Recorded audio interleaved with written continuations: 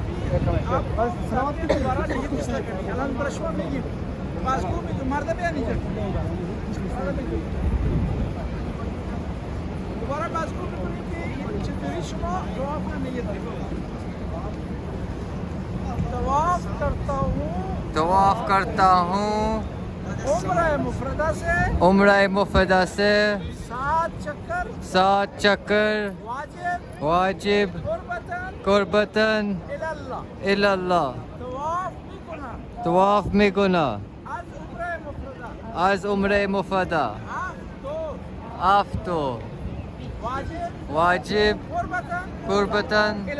इल्लल्लाह इंशाल्लाह नजदीक में दोबारा बिस्मा रोजी الان کسی سوال چیزی داره راه میافتیم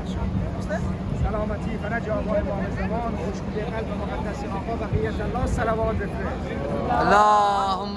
صل علی نیت نیابتی دارم توجه بفرمایید طواف करता हूँ 7 चक्कर उम्रा मुफरदा से नियाबतन उस आदमी के ज़हन में लाएं जिसकी नियामत कर रहे हैं जिन अफराद की वाजिब कुर्बतन इल्लल्लाह तवाफ में कुना आफ्तर आज उम्रा मुफरदा नियाबतन इसम तरफ वाजिब कुर्बतन इल्लल्लाह आज तक सब बाबा के आगे और सर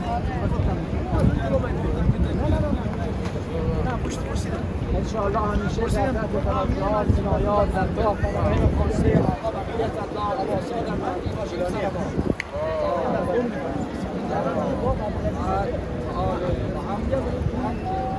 میگه توی منطقه فقط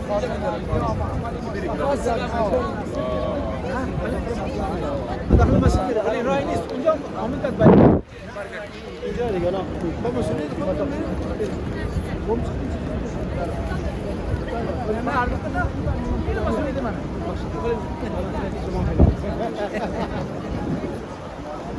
در روزی که دیگه رفتیم نه سوئیسیه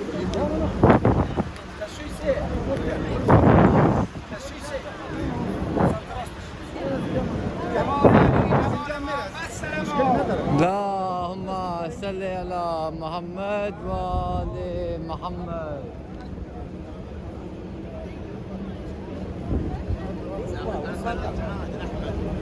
تكتب الدنيا ما ادري جلو تر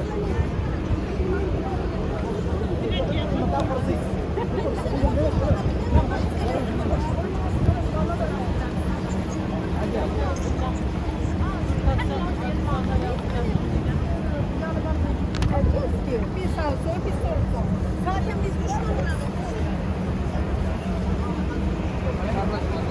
خفيف يا سريع